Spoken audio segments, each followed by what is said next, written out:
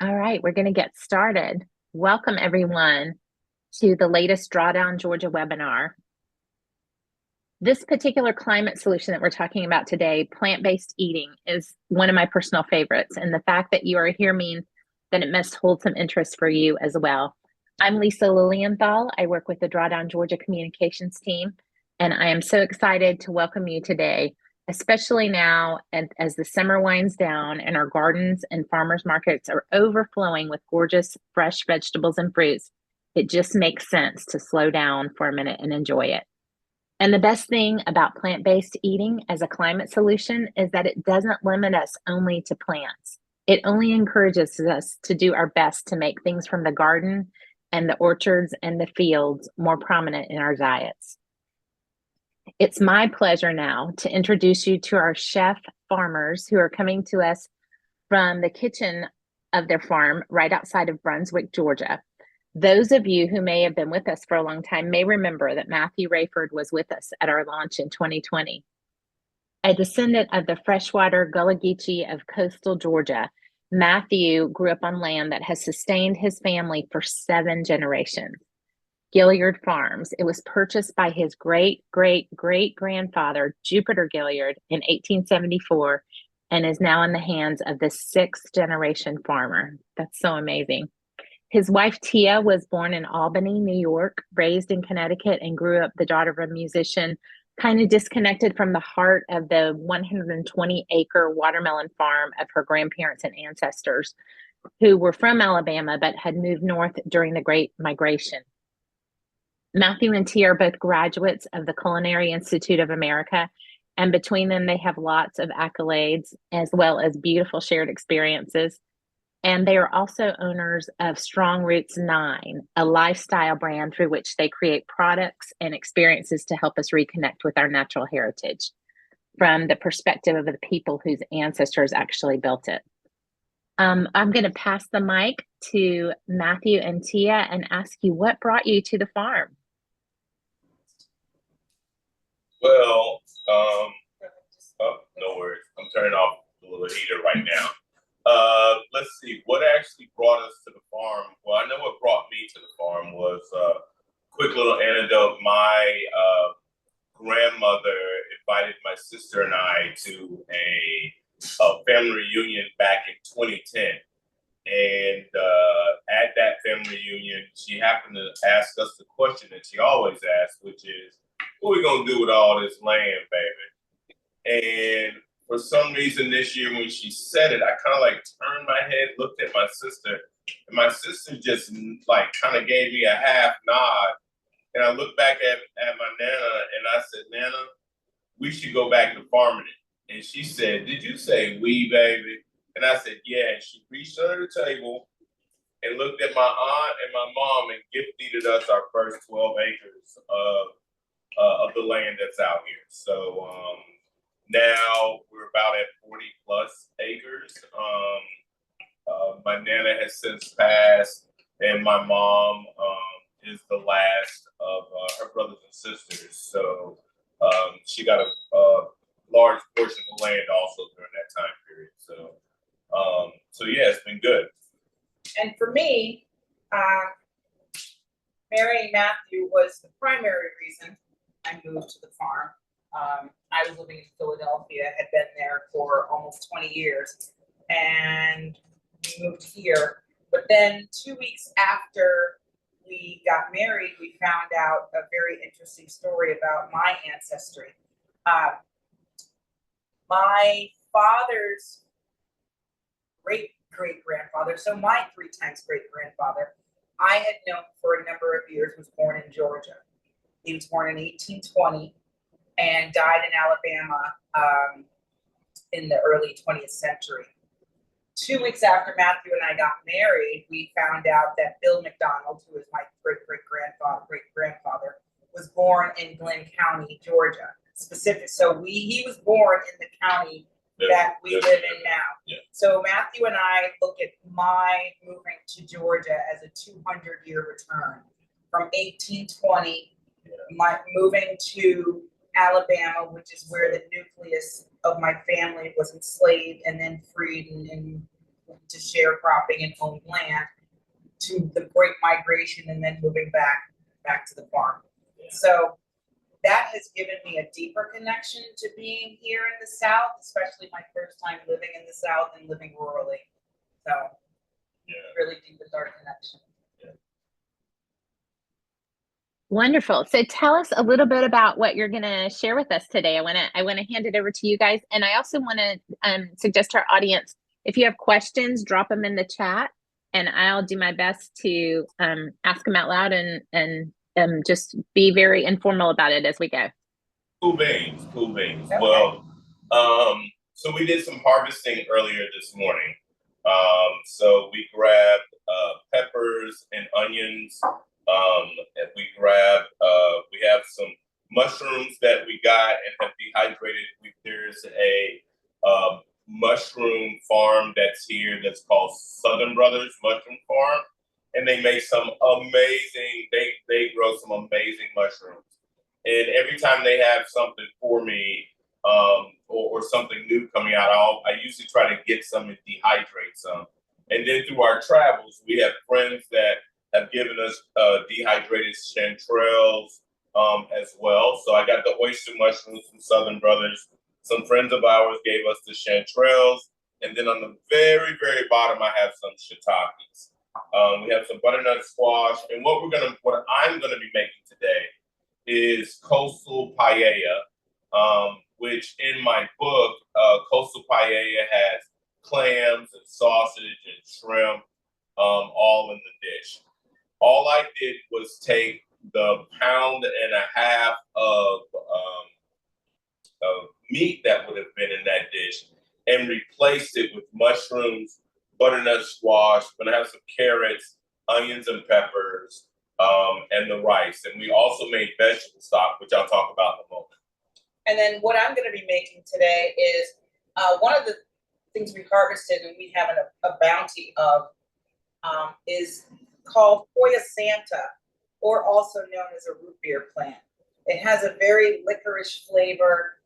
It's used in mole and Latin cuisine. You can use it as a wrapper. So if you wanted to make whether it be a dumpling or even if you want to do something like a sushi, you could blanch these for about 30 seconds, maybe about 30 seconds.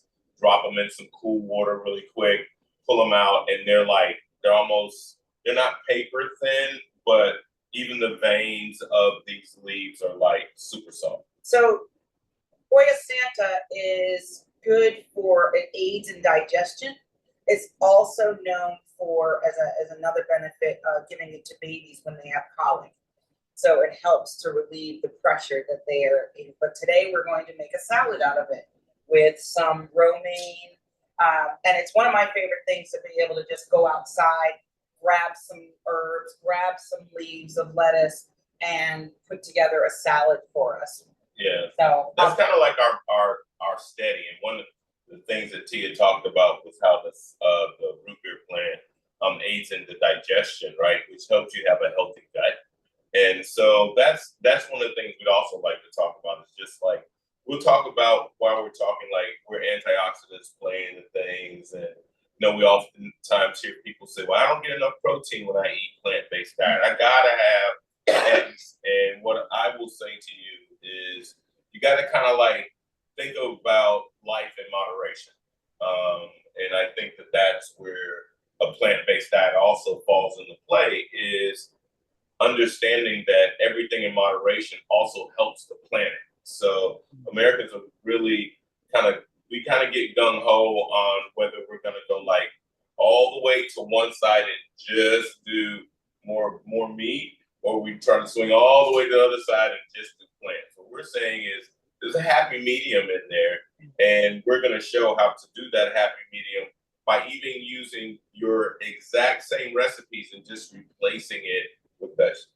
Let's get started. So you got started right there. What are you doing over there? So what I started with, because it's going to take a little bit of time, is I was toasting some of my pumpkin seeds with fennel seed. So I'm just bringing out some of the oils and the aromatics in the pumpkin seed that's going to go into my salad. That's going to add a little bit of that nuttiness, a little bit of crunch. Yeah. It's, and this to give that fennel, give kind of like that licoricey crunch. right. That you won't get it just completely. Right. So that's the first thing I was doing. And all I'm doing, I'm toasting these until they start to turn a little brown. And then I'm going to set them aside. Matthew and Tia, as you walk us through this, will you talk a little bit about substitutions that we might make? Like if we don't have the particular leaf that you were talking about, or if we don't have these particular seeds, can you talk a little bit about how we might substitute? Absolutely. So if you're looking for that crunch, whether it's a pumpkin seed, you can use sunflower seeds. If you want to use nuts, I would pistachios. No, I would say pistachios or walnuts. Pistachios or walnuts. Yeah. But we're in Georgia. Why not pecans? Have sweet. They're too sweet. Okay. For me, they go a little bit on the sweet side. Okay. But if you wanted to, of course, you could try walnuts as well. This is just our normal banter in the kitchen also. So don't think that I'm trying to like one-up her on anything or any of that. This is whenever we're cooking in the kitchen, we still ask each other why you do something that maybe we haven't done ourselves or haven't really experienced even in taste. Because one of the things I'll tell you about food is that every day you're going to be learning something. Every day, every time you think you got it completely down, you learn, oh, I got this other thing. So never think that once you got the recipe's a rule and guide. It's not. Right. Once you have the fundamentals down. So I've got these toasted to where I want them. I'm going to set them aside and add a little bit of our rosemary finishing salt. Mm-hmm. So what we do is we take the rosemary that we grow on the farm and mix it with a little pink Himalayan sea salt and fine sea salt. We use pink Himalayan sea salt for the trace minerals that are in the salt that are nutrient dense for your body, but you can use kosher salt, you can use just sea salt, or you can purchase our salt through our website. Right. There we go. So you need something else over there. I know you got celery you're getting ready to cut up. Nope, I still have a little celery. bit of onion over here. Do you want this diced or? Yeah, why don't you julienne it for me? Julienne. Yes. So my salad is going to have the root beer, a little bit of fresh romaine, some celery. If you'd like, you could add dry fruit. I have cherries today, but you could use dry apricots, raisins, cranberries, dried currants, anything that you think will just give it a little bit of a sweet flavor to offset the licorice anise flavor from the root beer. But let me jump over to you. Okay, really quick. Can I get a little bit of your olive? Absolutely. So we also take our olive oil that we bring in from one of Tia's friends, and we actually take all the herbs on the farm and actually infuse it. So right now I'm gonna use a little bit of that olive oil in the pan. I'll get that back to you. And then we're gonna start jumping into our paella here in a moment, as soon as we get a little bit of heat. Do you want this in that bowl right there? Yeah.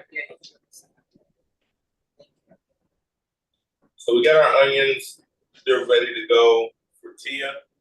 I will get into a little bit of the vegetables and what we're doing. So we have some I have some carrots right here.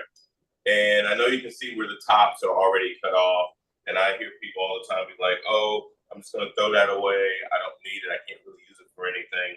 Well, we made some really good vegetable stock right here. And part of the things that went into that vegetable stock were the carrot tops. And so what I'm gonna do right now is kind of just cut these pieces a little. I'll show them to you momentarily. And I'm gonna have a little bit of carrot that's left over. I'm gonna take that carrot and drop it off in there. And that is gonna be my next set of stock. So it's a good way for us to use up a lot of our food waste. Mm-hmm. We don't really have what we would call food waste. Yeah. We grow and then we utilize it. We utilize all the plants that we harvest in some fashion, whether it's for us to eat with.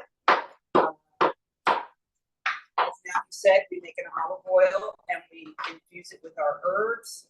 We take, we go outside and we just find what's available to us. And then once we have, once we have scraps or whatever might be left over, as Matthew said, we may turn it into a vegetable stock. We feed our animals with it. We have chickens and we have a hog. We have one hog now.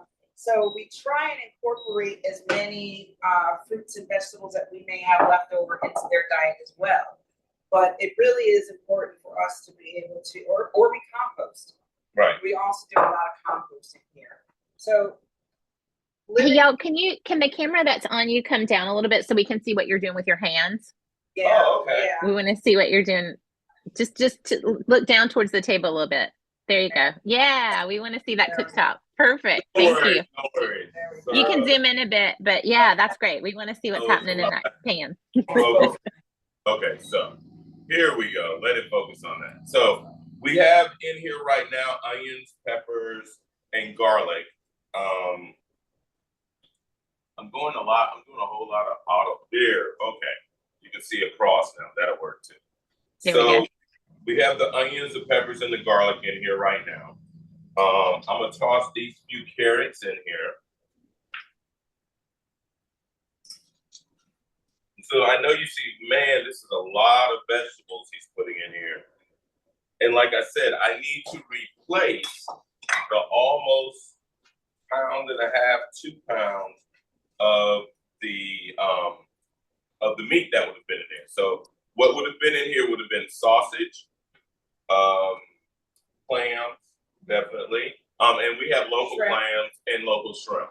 So we also try to use also what's in our local area. So now we're cutting down on carbon emissions by using what's local. So that's how we can look at doing as an individual, doing our one little part, right? Because it takes more of us to do it than less of us to do it to actually get some momentum on things. And so that's why we're saying all these different things. All of this I got locally from our farmers that are local, or we grew the onions and the garlic and the peppers.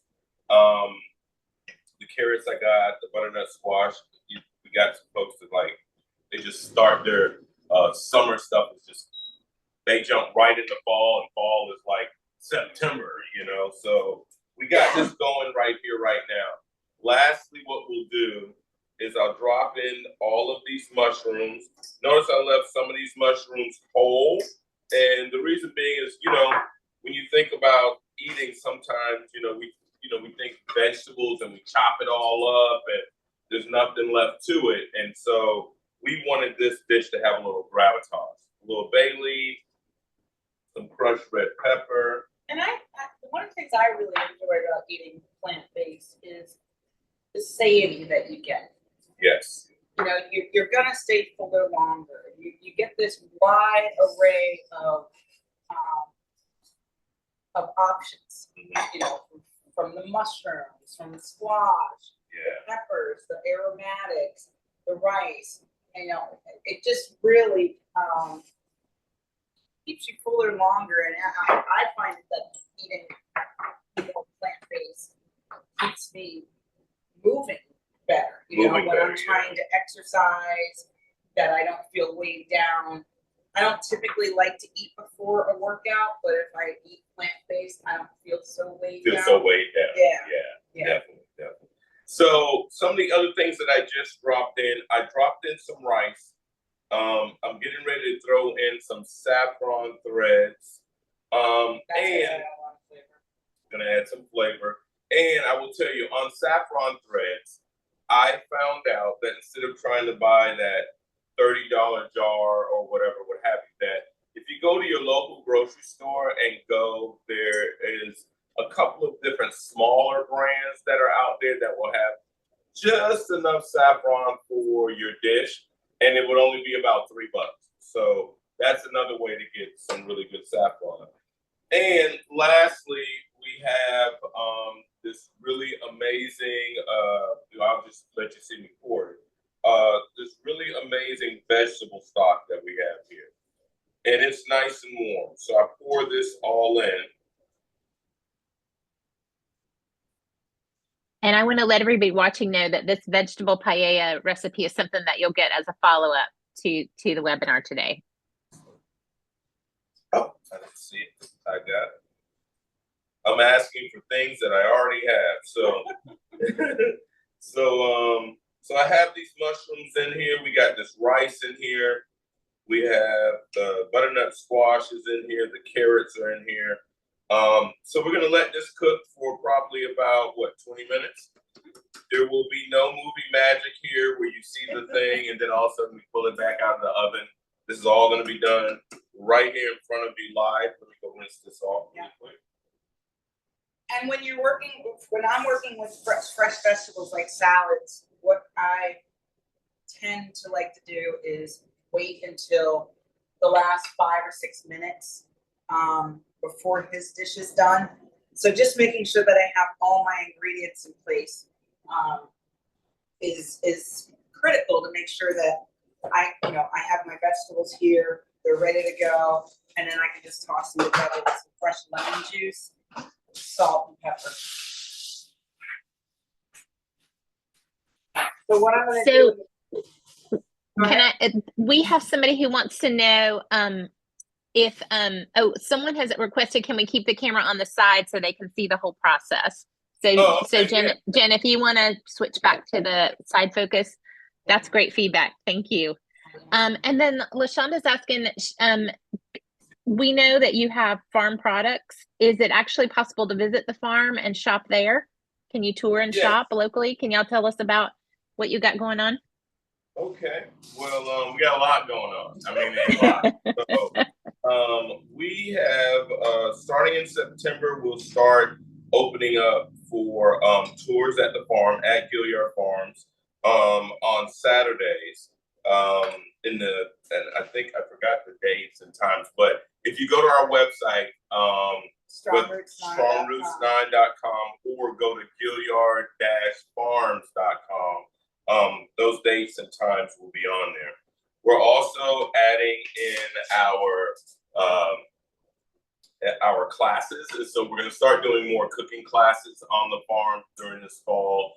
We're also going to do some things like how to make a salt scrub, how a salt and sugar scrub, how to wild harvest like fresh things that are like growing in your yard that you can possibly use. How to make smudges. How to make smudges, things like that.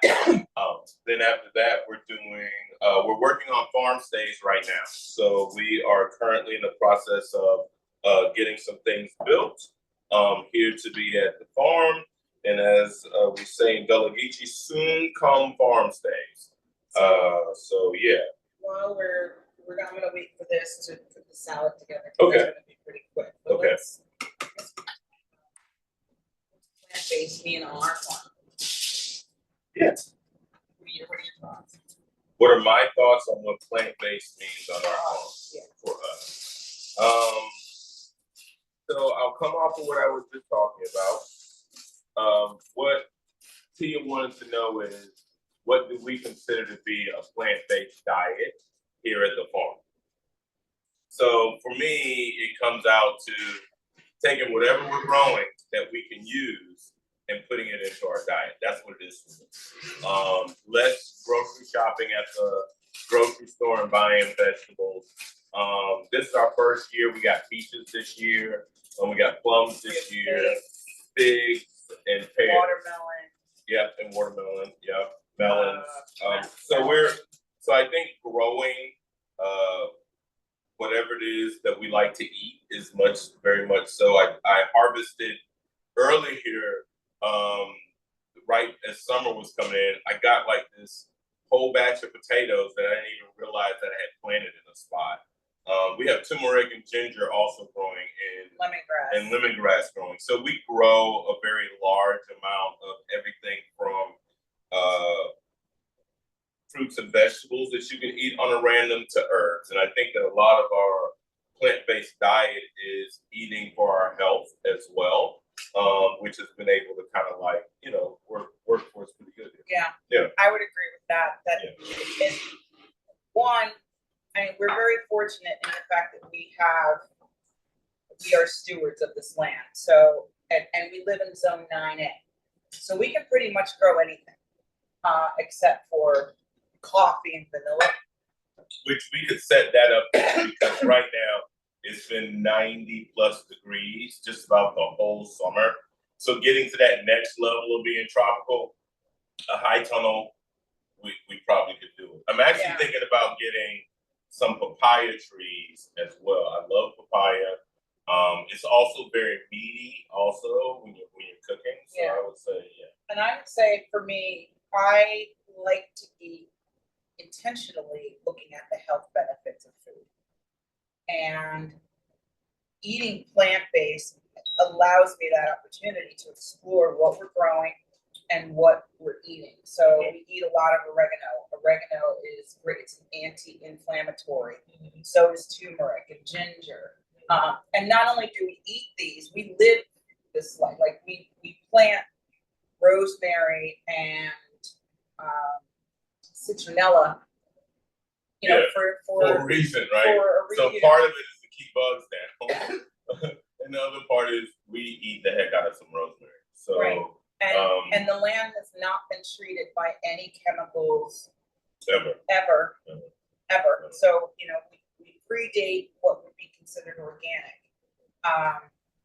So making sure that our environment and our ecosystem for us to live plant-based is also important, because what we're growing, you know, is affected by what's out there and what we're doing to curtail what's out there. So whether it's deer or mosquitoes or, you know, that all goes into our plant-based living as well. I think that the other way to also think about doing a plant-based diet is fresh is best. And so a lot of times when we went into grocery stores and people have recognized this and things and been like, oh my goodness, I can't wait to see what's in your basket. And we're like, a bunch of ingredients. A bunch of ingredients. Because most people say we don't have food in our house. Yeah, so we have ingredients. Lots of ingredients to work with. But one of the things that someone had asked us on one of our trips was how are we going to be able to serve all these vegetables that look in our cart? And one of the people said, what you gonna do with fresh mint and fresh chives? Oh, and you know, Tia went into where mint is, we make mint tea. We also use mint in a lot of our fruit salads to give it that extra little, you know, with a little bit of lemon and lime. And so we were literally standing like in the almost greens area, I guess. And Tia was like, look, if you're not growing fresh herbs, use these little packets that are up here fresh. Like, you know, it hasn't been sitting in somebody's warehouse for 12 years and now finally got into a thing that's considered fresh. Right. Like, you know that it's fresh. So, you know, even going to the grocery store and also shop like that, which is like greens for sure, you know, get that chlorophyll in your system, get all those things. Think about buying things that also comes in bunches, right? So a bunch of carrots instead of bagged carrots, right? Like understanding those kinds of things, I think, are also very important. I think another thing, I spent a week teaching someone and their family how to eat plant-based and on a healthier trajectory. The one thing that I can tell you that I took away from that, aside from being able to cook with 3 generations of a family and learning how to cook plant-based and eat healthy, but I said to the gentleman, I said, I'll give you a piece of advice: divorce your freezer. Divorce your freezer. If you are able to look in your refrigerator every day and be able to look at all the fresh vegetables that you have, all the herbs, you know, whether or not you can grow it outside or just have it in a packet. Utilize the refrigerator as your working inventory to be able to eat fresher, eat healthier. Right. And then there's a crisper inside of the refrigerator for a reason, right? There's that other little zone that says vegetables. It's there for a reason, right? So if you were to fill all of those things up with just like fresh vegetables, maybe even some fresh fruit, and use it Make sure on they're a daily visible. basis, right? Make sure that it's not All like the way in tucked the all bag. the way in the All the back, way in you the know? bag.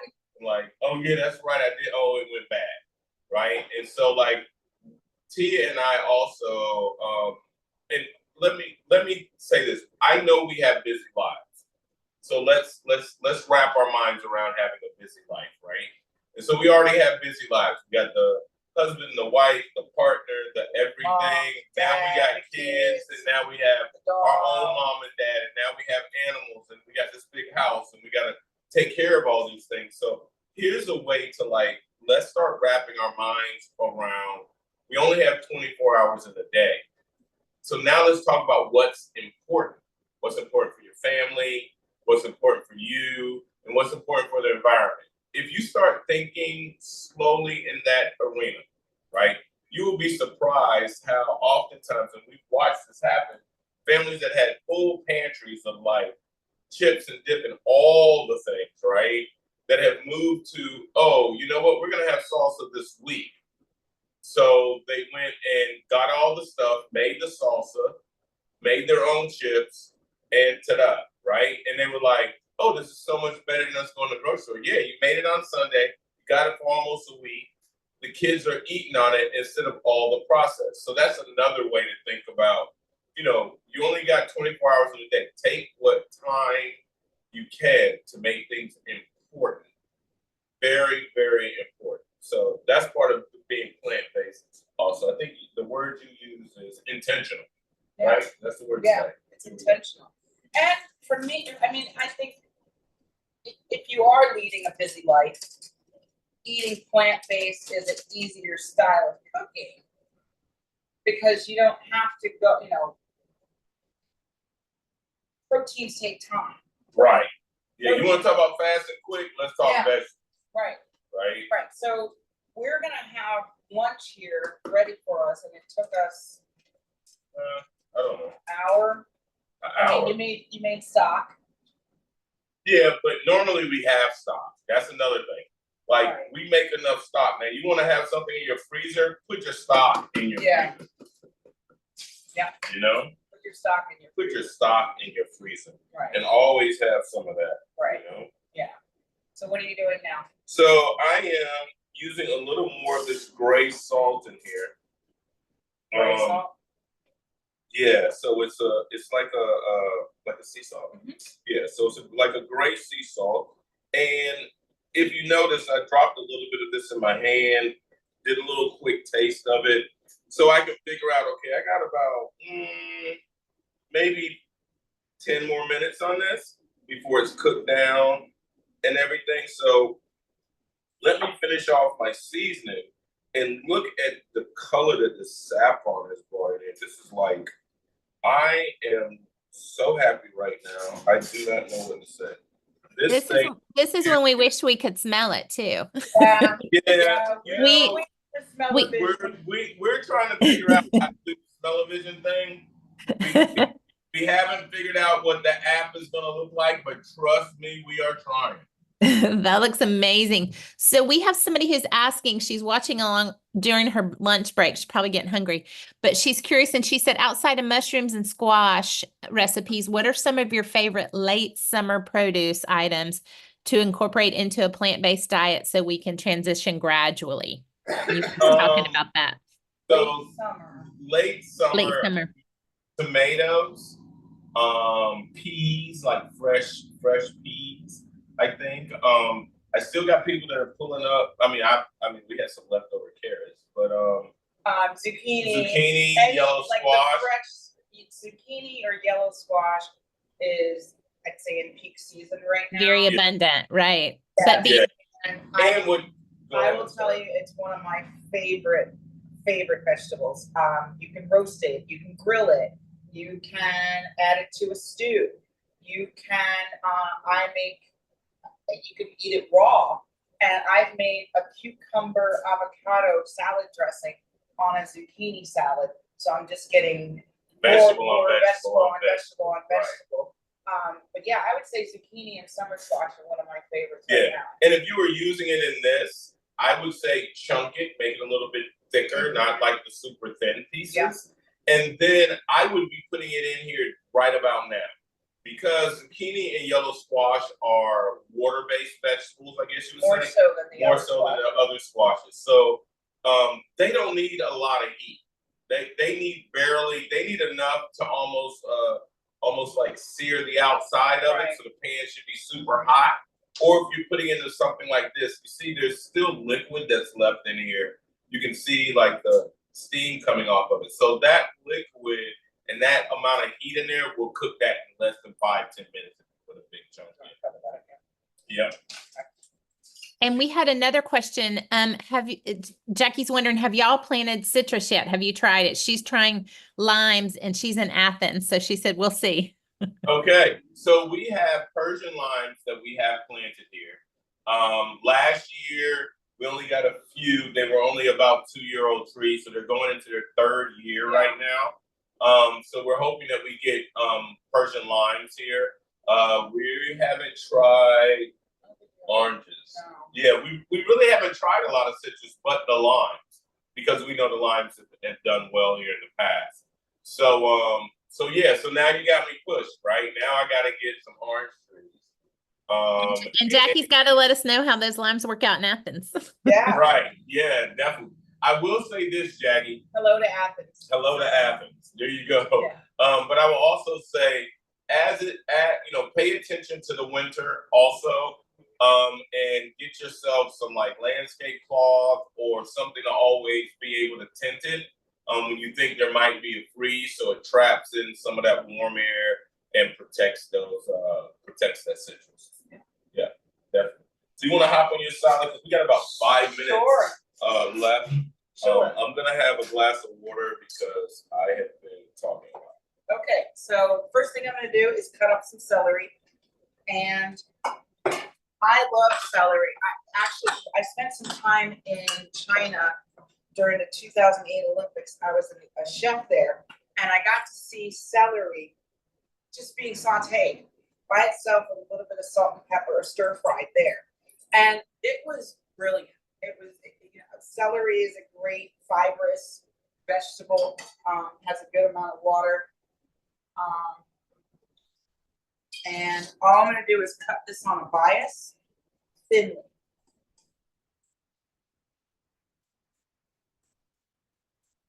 Are you gonna use all the celery? I may. Would you like some? No, I just wanted to know. Yeah. Because the celery could also go inside of this dish towards the very end as a light set of crunch. Yeah. That happen, which we do. We eat, when you go to places and you get those amazing buffalo wings, right? Or if you're at home making your own buffalo wings, that might be what we have tonight for dinner. Plant-based, and now we're jumping to that. But if we're talking about celery, one of the things we have really loved is celery and carrots, because that's what always comes. With guacamole. But now our big thing is eating celery and guacamole. So it's kind of like, these things, these vegetables are very, very versatile. And most of the 20 vegetables, 30 vegetables you find in your normal grocery store right now, there's such a multiplicity of things to be able to do with them. And they're also good, again, like I said, let's not waste any of it, right? Anything that's left over, let's go ahead and turn it into stock. Because the more we do things like that, now imagine this. You're thinking now, I turned it into stock. Here's your 3rd use of the exact same vegetables. Now you take those vegetables that have been cooked and put them in the compost. They'll break down twice as fast as what they're doing right now. So now you've had it to nourish yourself when you first ate. Now you've been able to make stock with it. And then lastly, you gave back to Mother Nature what Mother Nature gave you to create some amazing hummus.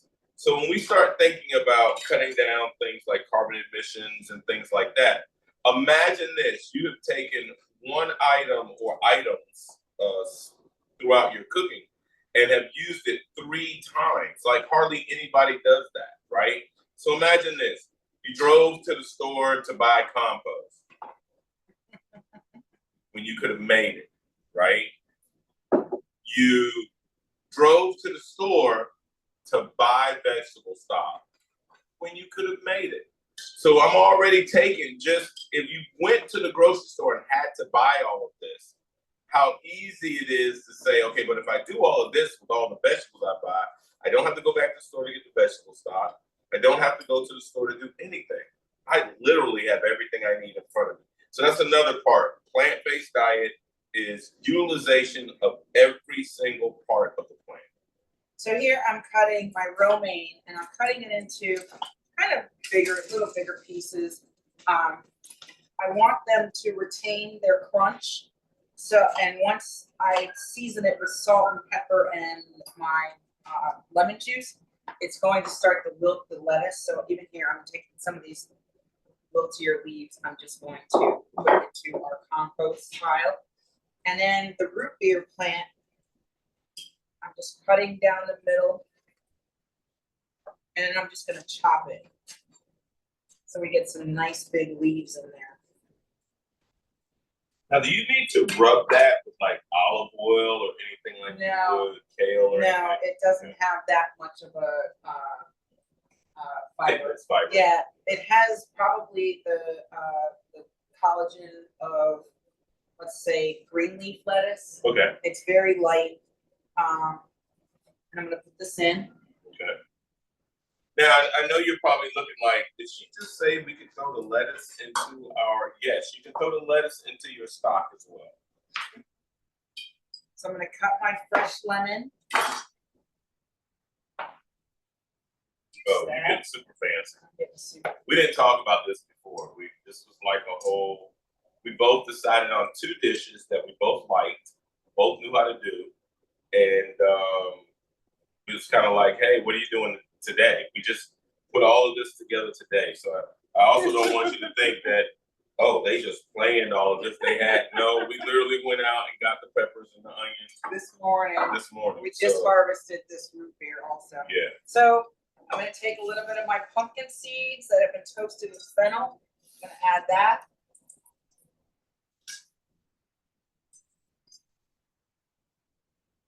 And if you don't like romaine, you can also use green leaf, you can use red leaf. You can use frisee if you like. Frisee. If you got some arugula, it should be the pepperiest of arugula that Yeah. you can possibly get. Yeah. That way it doesn't pull out the taste. And I'm adding some dried cherries, just to add a little bit of sweetness to offset the anise licorice flavor. I added some of our herb infused olive oil. And now I'm gonna add some lemon juice. Y'all, is the herb infused olive oil something that we can shop on your website? Yes. Okay. Yes. Okay. Well, Fabulous. here's why we said it like this. This past Friday was my birthday. And we launched our full spice line called Hard Grind, coffee, tea, spices, and olive oil. And think about it, you grind coffee, you grind tea, you grind spices, and you grind the olive to get the olive oil. So henceforth, Hard Grind, plus it's also the name of one of Tia's father's albums. So we just launched it. Please go to the website. As a matter of fact, I do believe that we have some people that are going to be winning our full spice line and a cookbook.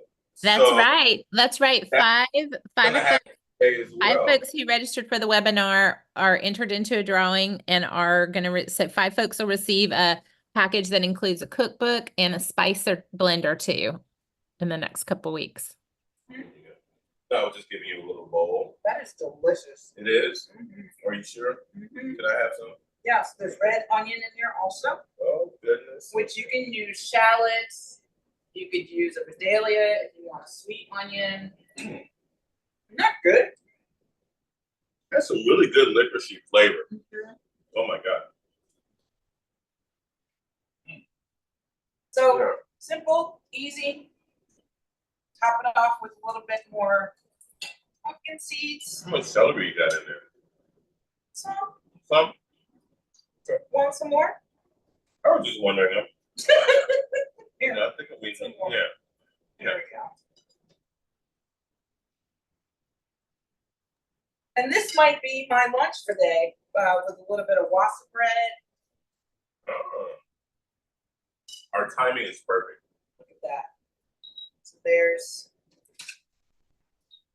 here.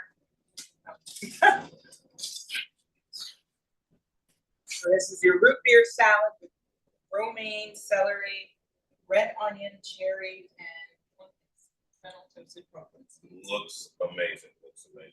So how's your dish look here? My dish looks as amazing as your dish. I have just cut my dish off.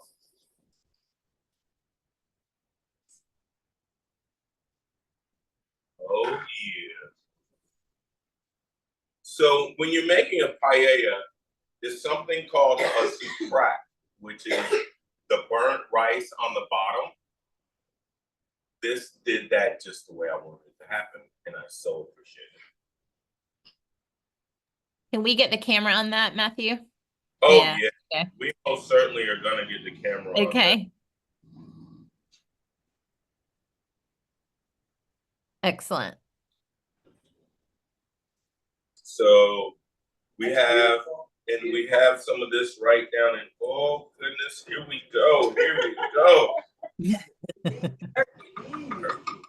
get some of that burn down there, there we go.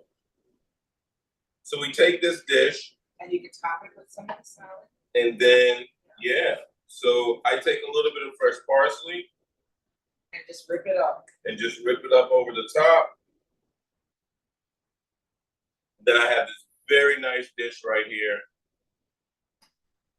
A little bit of salad. And then you Beautiful. Beautiful. a little bit of the salad off to the side. And then you got a 1 fork and 1 bowl to wash.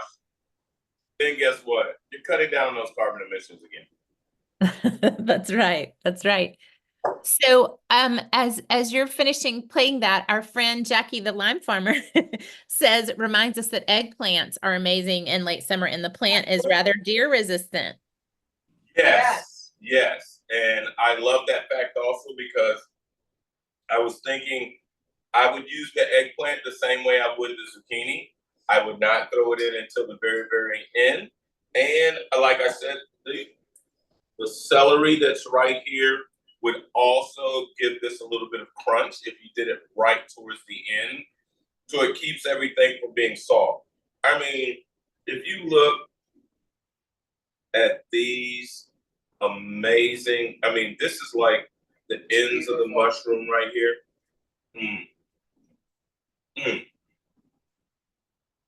And oyster mushrooms are so meaty, y'all. Like so meaty. I'm gonna have a little bit of purple carrot. So just a reminder that everybody who signed up for the webinar will receive this recipe in your follow-up email. That several of you are going to be receiving a cookbook and a spice pack in the mail as a thank you for joining us. And you've all got a link to the website. The Strong Roots 9 website is also where you can pick up some of these spice packs, infused olive oils, all that good stuff. And maybe Matthew, talk a little bit about what your cookbook's all about, so we can figure out. Yeah. For sure. So, thank you. So my cookbook is called Breast and Yam, which means bless and eat in Gullah Geechee. And you know, part of the reason I named it that was when I was working with the writer, we were talking about like all the different sayings that people do right before they eat. And breast and yam is what rose up inside, which is bless and eat. And I wanted my cookbook to have that kind of a feel, is to be blessed and eat. And so it's based on, it's kind of like my origin story. It's Gullah Geechee recipes from a 6th generation farmer. And then, you know, having been raised here in Brunswick, Georgia, and having, my father's family is Connecticut by way of North Carolina.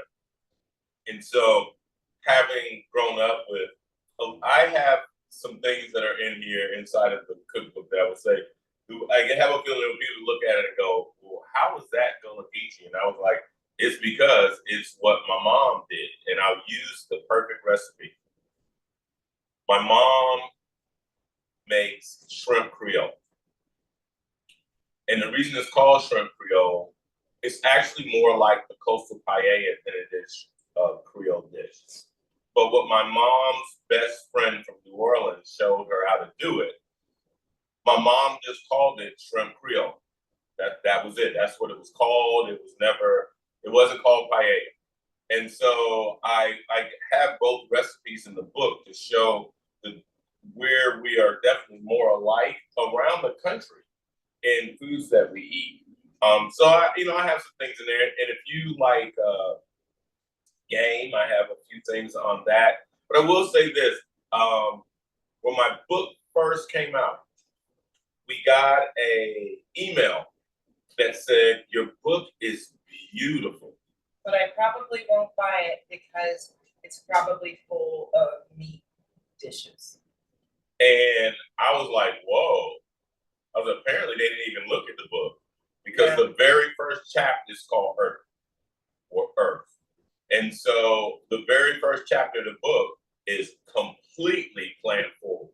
And then I break everything down into wind, fire, and water, as in what the other things are. But Earth started right off, just because I wanted people to understand that,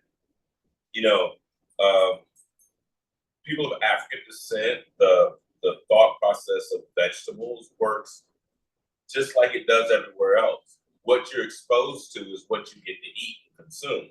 And so this exposure that we have to